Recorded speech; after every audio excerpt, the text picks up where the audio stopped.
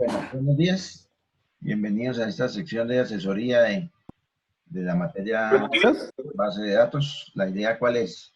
La idea es, pues, si tienen dudas de la guía, responderlas, pero inicialmente, antes de que de pronto con una muestra, digamos que eh, práctica pequeña de cómo se hace una API REST, de pronto podamos solucionarlas. Les muestro primero y después, si ustedes continúan con dudas, pues las solucionamos. Gracias por participar. Pues les recuerdo que obviamente es una convocatoria opcional, pero les agradezco por estar interesados. Voy a compartir la pantalla y revisamos la guía de la asignatura. Fundamentalmente la guía aquí nos explica el formato, un formato que está siendo muy utilizado y a esto se dedica la guía, a tratar de mirar cómo utilizando estas API REST tenemos uno de los mecanismos más usados en la actualidad para hacer lo que se conocen como las operaciones cruz sobre una base de datos. ¿Qué quiere decir eso? Que tenemos una base de datos. Recuerden que nosotros tenemos una separación entre frontend y backend. De un lado tenemos, es como si aquí hubiese un medio y por un lado está el frontend.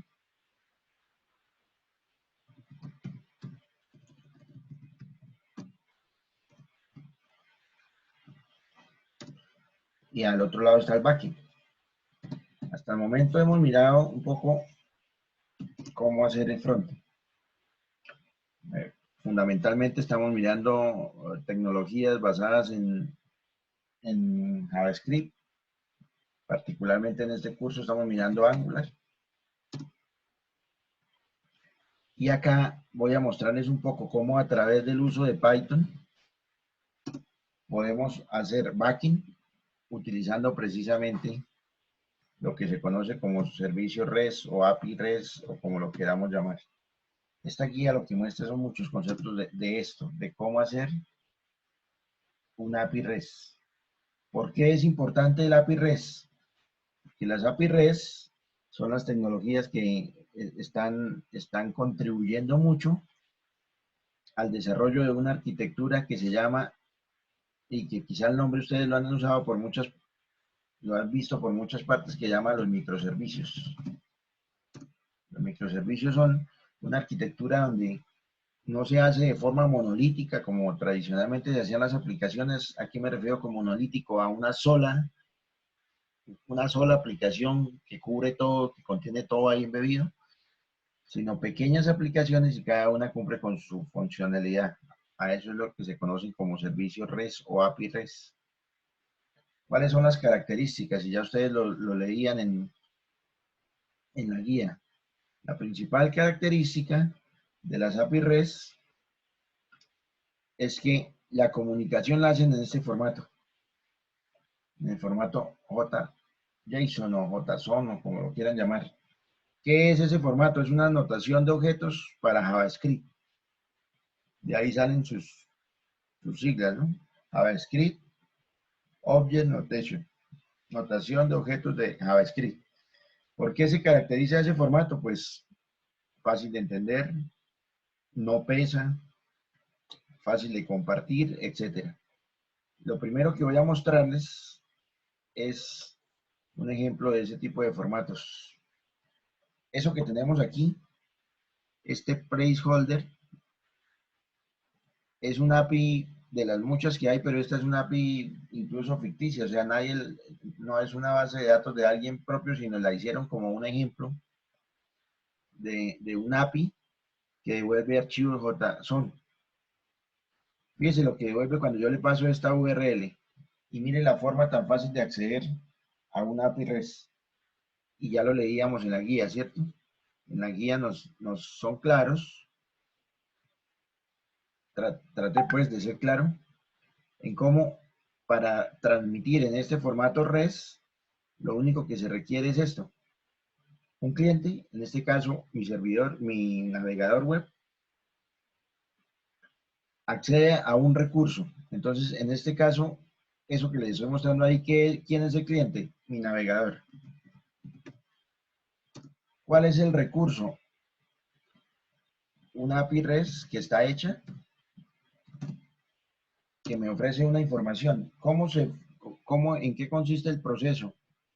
Si dan cuenta, el proceso es, desde el navegador hago una solicitud y esta API REST me devuelve una respuesta en formato JSON. Raras veces lo hacen en formato XML. ¿Está claro eso? Muchachos, ¿me escuchan? Sí, profe. ¿Hay dudas? Claro, profe, claro. No hay dudas, no.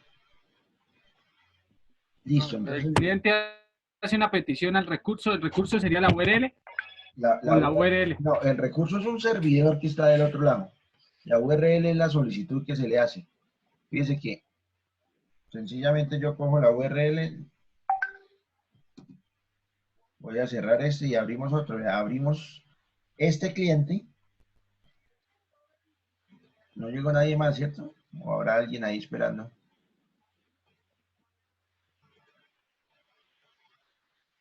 Ah, tengo la pantalla compartida. Este cliente, cuando yo le hago esta solicitud vía HTTP, va al servidor, a ese servidor, y ese servidor procesa la solicitud y me la devuelve en formato JSON. En este caso, ¿qué me devuelve? Pues la información que él tiene, fíjese que entre llaves me devuelve objetos, y cada objeto tiene 4 atributos. Un identificador de usuario, un user ID, un identificador, un título y un estado si está completado o no. Fíjense que en todos me dice lo mismo, en todos me dice, vea, esto es del usuario 1, esto es del usuario 1, el ID de eso es 1, 2, 3, 4, cada uno tiene su título. Me devuelve cada uno de los objetos que tiene guardado, muy posiblemente en una base de datos. ¿De acuerdo? Es como si usted le dijera, devuélvame la información de artículos. Entonces él le devuelve. Ahora, si usted le dice esto, que no todo, sino que el artículo con ID1, él va, procesa y solo me devuelve el del ID1. Usted le dice, devuélveme el artículo con ID4, él va, procesa y solo me devuelve el del ID4. Fíjese que lo que está hecho del otro lado es una API REST que me devuelve información. ¿Hasta ahí estamos? Sí, Muchachos, profe. Y esto, ¿qué le iba a decir yo? cuénteme. ¿Y el código? Ya vamos por allá. Está claro entonces qué es una API REST, más o menos de qué habla la guía, ¿cierto? Lo otro que me interesa que esté claro es para qué sirve. Esa es otra cosa que me interesa que tengamos claridad. Voy a descompartir un momentico la pantalla. Mientras miro, pero creo que no hay nadie, no hay nadie más solicitando acceso, o sea que nadie más está. Estoy cargando PGAdmin para mostrarles una pequeña base de datos que tengo y mostrarles cómo se puede hacer una API como esa. Obviamente no aspiro que en una asesoría de carácter informativo ustedes se vuelvan expertos, pero sí que empiezan a tener una primera idea de cómo se puede hacer ese tipo de API. ¿De acuerdo? Por Sí, cierto, profe. fíjense que por acá me dan el código, mire lo fácil que es desde una aplicación, ejecutando ese código, podemos obtener el archivo, este mismo archivo que yo le estaba mostrando acá. Usualmente en Angular lo que se hace es crear un objeto de esta clase, ya les digo, ya les escribo aquí, a María, de esta clase, http player. Angular tiene esta clase, a través de ella se crea un objeto y ahí, a través de ese objeto uno puede hacer solicitudes a API REST. ¿Y qué es lo que le va a pasar a esa solicitud? Pues le va a pasar formatos, formatos no, archivos tipo JSON, formateados en JSON con las respuestas. ¿Estamos hasta ahí? Bueno, aquí acabo de abrir mi servidor de base de datos, en este caso Postgres. y ahí yo tengo una base de datos pequeña, de ejemplo. Voy a buscarla, creo que es esta, base de datos 1, B1. Tengo una serie de tablas que no son mías, sino que son producto de una migración de un framework que ahorita les explicaré. Y dos tablas que guardan, fíjese, la tabla artículos guarda la información de los artículos.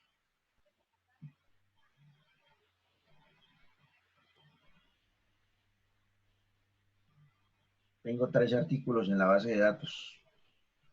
El de código 1, 2 y 3. El 1 tengo 5 artículos y ya, no hay más nada. En la tabla de depósito. ¿Y esas tablas las tienes relacionadas? No, me interesa mostrarles cómo se accesa a la base de datos. Ya luego las relaciones, pues solo es hacerlas. La tabla de depósito, si se dan cuenta, tiene 3. Perdón, que llegó alguien más.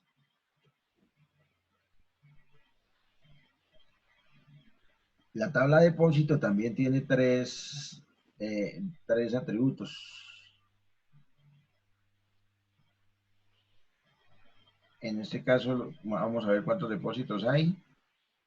1, 2 y 3 depósitos. Lo llamé depo 2, depo 3 y depos 3. ¿De acuerdo? Simplemente que Sí, tengo profe. ahí dos tablas. Una que se llama depósitos con la información de 3 depósitos y una que se llama artículos con la información de unos artículos. ¿Qué es lo que voy a tratar de mostrarles? Cómo desde Python, obviamente vamos a mirar qué versión tengo instalada de Python, creo que es la 3.7. ¿Dónde estoy? Ah, ya. Por aquí vamos a buscar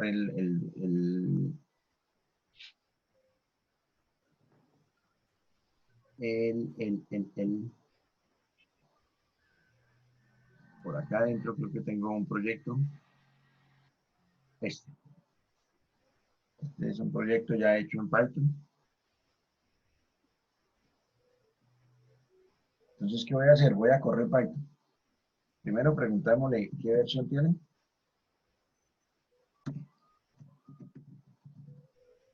Python en Windows se instala de manera Windows. Simplemente siguiente, siguiente, siguiente. Yo tengo aquí la versión 3.7.3. Ahora, lo que le quiero preguntar es, lo primero que yo tengo, y ya lo tengo hecho, es un ambiente.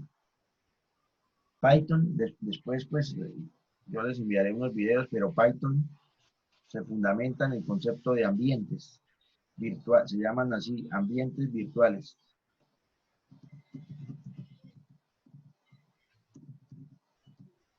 ¿Qué son los ambientes virtuales? Los ambientes virtuales son instalaciones que se hacen en Python particulares. Es decir, se crean con esto, con una instrucción que se llama virtualenv. No es una instrucción, es una herramienta que nos permite crear ambientes virtuales. Por ejemplo, yo le dije virtualenv ambiente 1. O sea, yo creé con virtualenv un ambiente que se llama ambiente 1.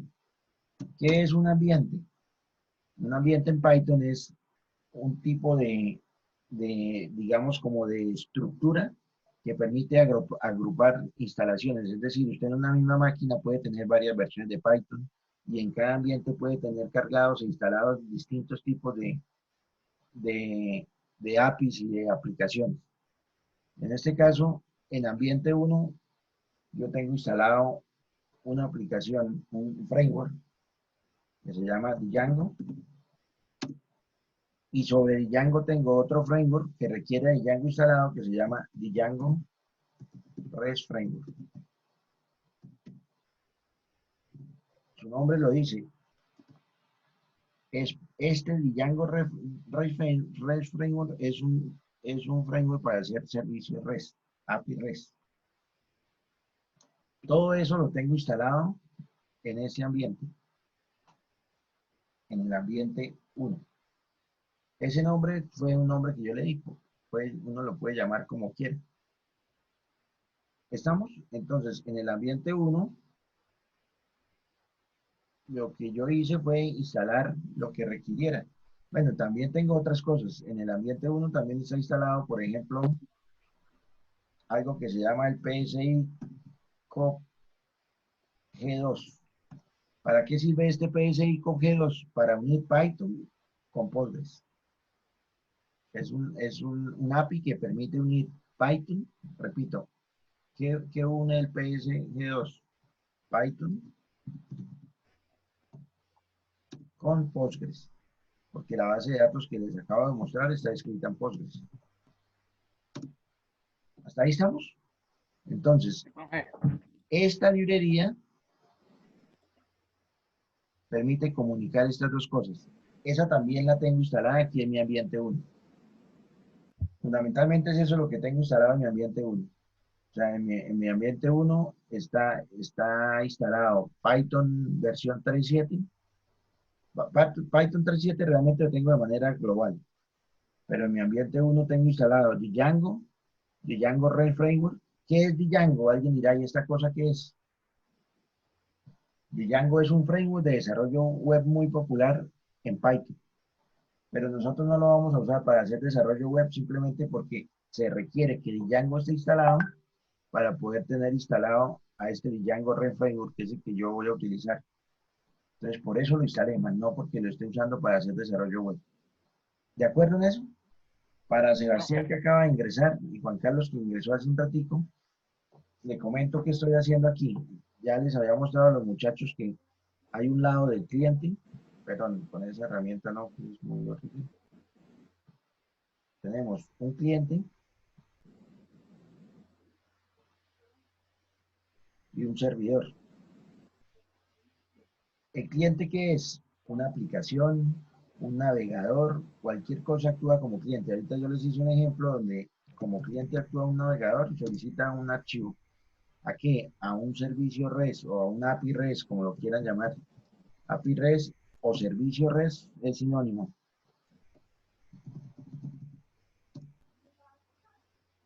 ¿Cómo se hace la solicitud?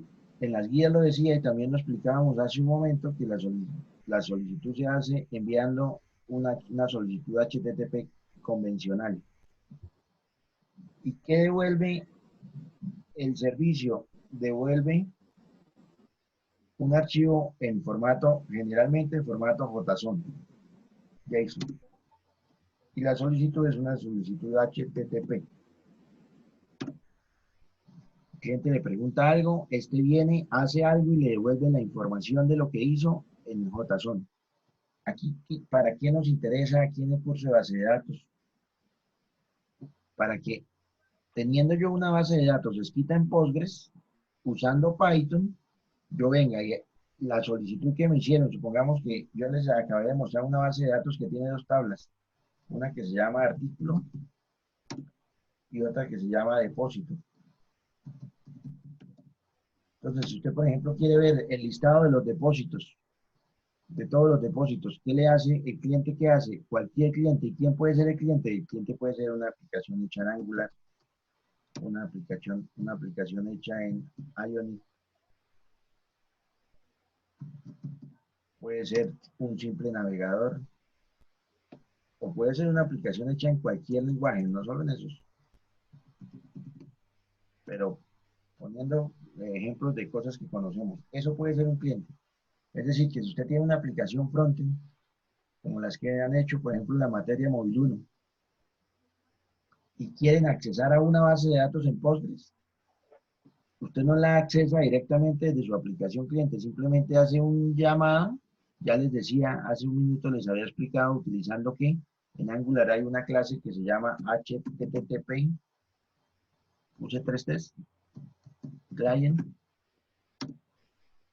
utilizando esta clase, por ejemplo, si estamos hablando de Angular o Ionic, que es lo mismo, para el caso de base de datos 2 estamos trabajando directamente con Angular, se instancia un objeto de esta clase y a través de ese objeto yo puedo hacer esta solicitud. ¿A quién le solicito? Al API REST que haga. ¿Y el API REST que hace? Viene, aquí tiene una base de datos, La consulta puede hacerse a través de SQL puro o Django ofrece se llaman así, un ORB. ¿Alguien sabe qué son los ORBs? ¿Me escuchan? ¿Alguien sabe qué es un ORB? No.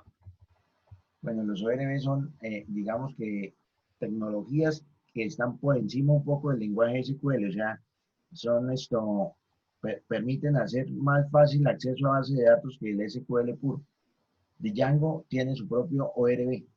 Entonces, hay formas mucho más fácil de obtener, por ejemplo, todo lo de una tabla, simplemente con decir cuál tabla y decirle, obtenga todo, por ejemplo. Get all. Sin necesidad de escribir las consultas SQL. O sea, tiene como métodos que proporcionan acceso a las bases de datos mucho más fácil. Sin embargo, el API REST hecha en Python la puede usar usando ORB, que es la forma más fácil, o usando directamente consultas SQL. Cualquiera de las dos formas se puede hacer. Simplemente, ¿qué se hace aquí? El API REST, entonces, ¿en qué estará hecha? En nuestro ejemplo, que les voy a mostrar hoy, está hecha en Python. ¿Qué hace el API? Viene, consulta la base de datos. ¿Cómo hace para consultar la base de datos? Utiliza este señor, que les dije que lo que hacía era un puente entre Python y Postgres. Ese señor que está instalado en este ambiente, igual que Django y Django REST Framework. ¿Para qué sirve el Django REST Framework? Para hacer toda esta API REST.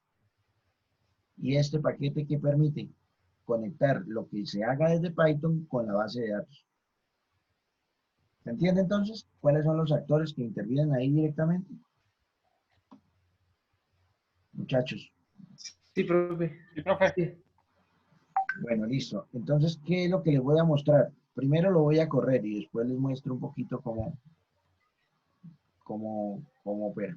Puedo borrar ya entonces esa explicación, les queda más o menos claro. Hasta aquí, ¿qué estoy haciendo con este comando?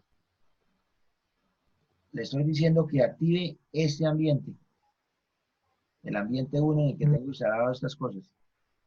¿Cómo lo creé? Con esta herramienta virtual para crear ambientes virtuales, porque les repito que en una misma máquina, usted puede tener muchos ambientes virtuales. Lo primero que tiene que hacer es activar el ambiente virtual. ¿Para qué? Para que ya tenga lo que tiene instalado, quede ahí a su disposición en Python. ¿De acuerdo? ¿De acuerdo? ¿Está claro entonces por qué la importancia de las API REST? Sí, profe.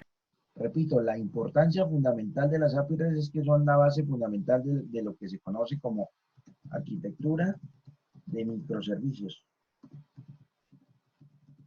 Los microservicios están en los últimos 2 o 3 años en auge.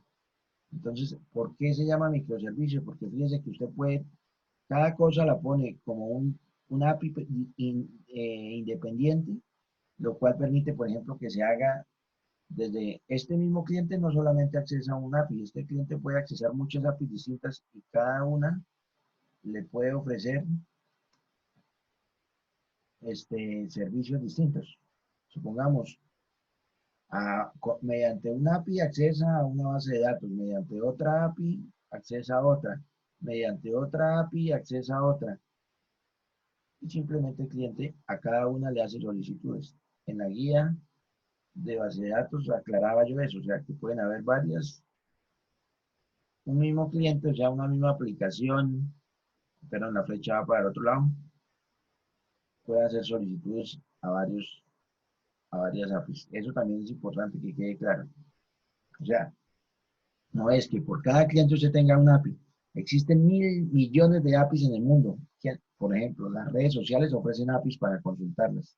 API REST. Los bancos entregan APIs para consultarlos. La DIAN entrega un API para consultarla. Cada entidad entrega APIs para consultarlas. ¿Y cómo devuelven la información? El mayor porcentaje la devuelven en formato JSON. Entonces, una aplicación cliente lo que hace es accesar las diversas APIs e ir usando la información que va recibiendo. ¿De acuerdo? Bueno, entonces lo primero que vamos a hacer es activar el ambiente. Con este comando decíamos que se activa. Vea, al yo ejecutar el comando, él va a buscar el ambiente y el ambiente no está ahí en esa carpeta. Vamos a ver dónde es que está el ambiente. Tengo que estar allá, tengo que estar una atrás. Miremos a ver si ahí está algo que se llame mi ambiente 1 y si está, vean, los ambientes se crean como si fuera una carpeta, entonces yo tengo que ir y decirle que adentro de esta carpeta hay una carpeta que se llama mi ambiente 1, que entre los scripts y lo active. Fíjense que ya lo activó. No sé si se dan cuenta que aquí pone mi ambiente antes del prompt, entre paréntesis. Cuando uno está dentro de un ambiente virtual en Python, lo que él hace es, entre paréntesis, poner el nombre del ambiente. O sea que hasta ahí ya lo activó por lo menos. Ahora, ¿qué le voy a decir?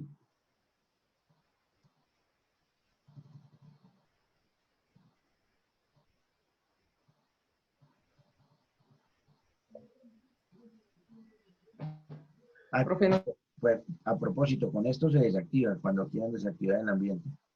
Ahora le voy a decir pero tengo que ir antes, con este comando que viene aquí, ¿qué me preguntaba Juan Carlos? Juan Carlos me iba a preguntar algo. ¿Cómo? Con este comando que viene ahí, Python Manager P, Run Server, se corre el servidor. Pero para correr el servidor tengo que estar dentro del proyecto. Entonces, voy a buscar el proyecto. El proyecto se llama mi proyecto, entonces voy a decirle que vaya a mi proyecto.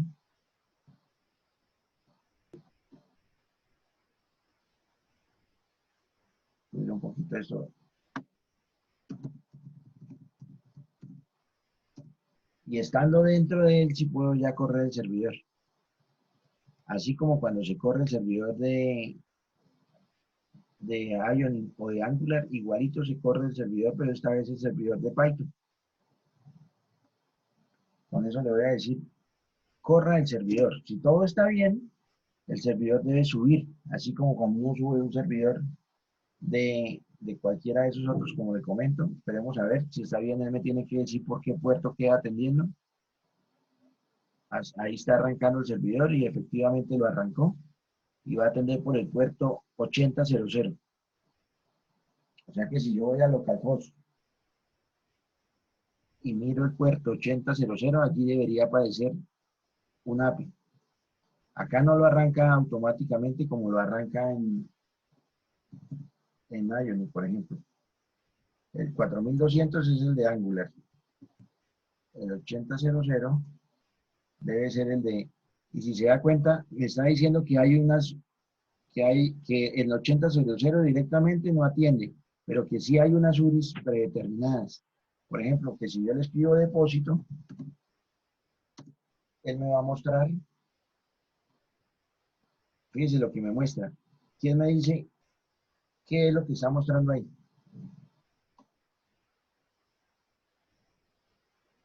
¿Me están oyendo? Sí, profe, hay tres formatos JSON, ¿no? Se escucha entrecortado, profe. El formato JSON, pero ¿de qué? De depósito. ¿De qué, hijo? De, El formato JSON de esta base de datos. Fíjese que está mostrando lo que hay en esta base de datos. Es más, si yo le agrego uno, vamos a agregarle uno.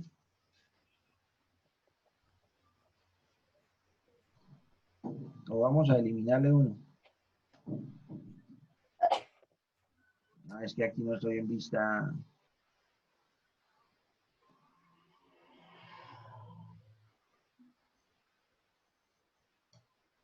No me está dejando agregarlo, ni eliminarlo, ni modificarlo, ni nada. ¿Qué será?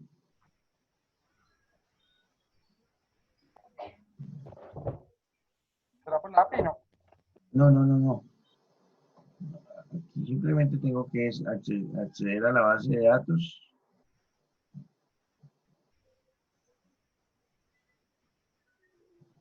Y aquí debería dejarme hacer. Con una consulta, profe. No, pero no es necesario. O sea, Con una de, inserción. de manera gráfica debe permitírmelo. Estoy viéndolo Pues sí. como.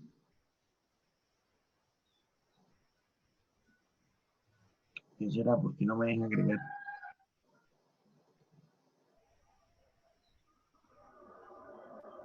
Una consulta y esperar que nos bote el error, a ver por qué es. No, pero es que no es necesario hacer consulta para agregar aquí en el editor gráfico de.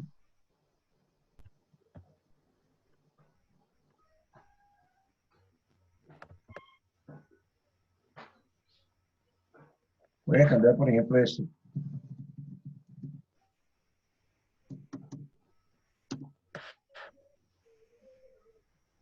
En este momento cambié eso, ¿cierto? Y lo guardé. O sea que si yo voy a la tabla cual, artículo o depósito. Era la tabla artículo, Depósito, creo. depósito. Vamos a pedirle allá al editor que me muestre el depósito. A este voy a renovarle la solicitud. Y se dan cuenta que ya me lo cambió. Sí. ¿Eso qué demuestra? Que realmente esta solicitud HTTP está accesando a la base de datos de allá, ¿sí me entienden? ¿Cómo se solicita? Igualito, yo les había mostrado antes de que solamente cuando habían entrado ellos, una que es muy popular, esta API que se llama JSON Placeholder, que es una API que la tienen ahí para que quien quiera aprender a usar APIs la acceda. ¿Cómo se accede? Fíjense que se accede igualito como la que nosotros tenemos, a través de una dirección HTTP, de una solicitud HTTP. Si yo le digo todos, él me muestra todos. Y también puedo configurarle para que me muestre solamente cierto identificador y él me muestra eso. Todo lo hace en formato JSON. En la guía era claro, en la guía de base de datos, y ya ahorita lo repasamos, pero vuelvo y le recuerdo que es JSON. Formato que se ha popularizado, que se llama JavaScript Object Notation, notación de objetos en JavaScript. Fíjense que entre cada llave lo que hay es un objeto. Igual aquí, fíjense, ¿qué hay en la primera llave? El primer objeto, o sea, la primera tupla de la tabla, la segunda, la tercera. Pero ahí puede uno pasar la información que desee. Entonces, sencillamente, ¿cómo es la cosa? Que cuando usted esté haciendo su aplicación en Angular o en Ionic, aquí tiene su aplicación, y por aquí va a tener el API. Si usted requiere, ¿qué le irá a hacer? A comunicar estos dos, en caso de que usted lo requiera. Aunque la comunicación no es así como yo la puse, ¿no? La comunicación no es bidireccional, sino este envía una solicitud y este le genera una respuesta. ¿Quién es este? Pues este es su aplicación, supongamos su aplicación Angular o aplicación o Ionic, la que quieran. Funciona igual porque Ionic, si está hecho bajo Angular, es lo mismo. Entonces, ¿aquí qué hace? Hace una solicitud utilizando el protocolo, el objeto HTTP client. Realmente es una línea de código, donde dentro de la línea de código uno pone la dirección del API. Eso es lo fundamental. Uno le dice, vea, acceda a tal, eso tiene un nombre, a eso se le llama endpoint. A esa dirección así completica, la cadena de solicitud se conoce como endpoint.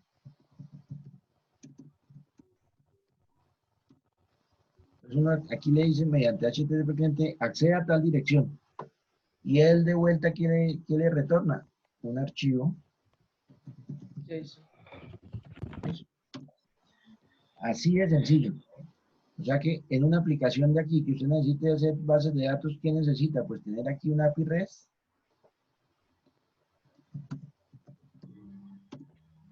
y accesarla. Irle preguntando lo que usted necesite preguntarle. ¿Qué es lo único? Que cada solicitud es estática, o sea, cada endpoint hace exactamente una cosa. De manera que cada cosa que usted vaya requiriendo, el API tiene que tenerla por dentro programada. Ahora está saliendo una nueva cosa que se llama, una nueva tecnología que se llama GraphQL. Pero por el momento dicen los expertos que más o menos el 70% se está haciendo con API REST y el 30% con GraphQL. GraphQL es una versión mejorada de API REST, pero es más complejo de implementar. ¿Pero qué busca GraphQL? Que en la solicitud usted pueda escribir como una especie de consulta, por eso es QL, lenguaje de consultas, donde un mismo endpoint puede devolver distintos tipos de información a través del archivo JSON. ¿Hasta ahí estamos?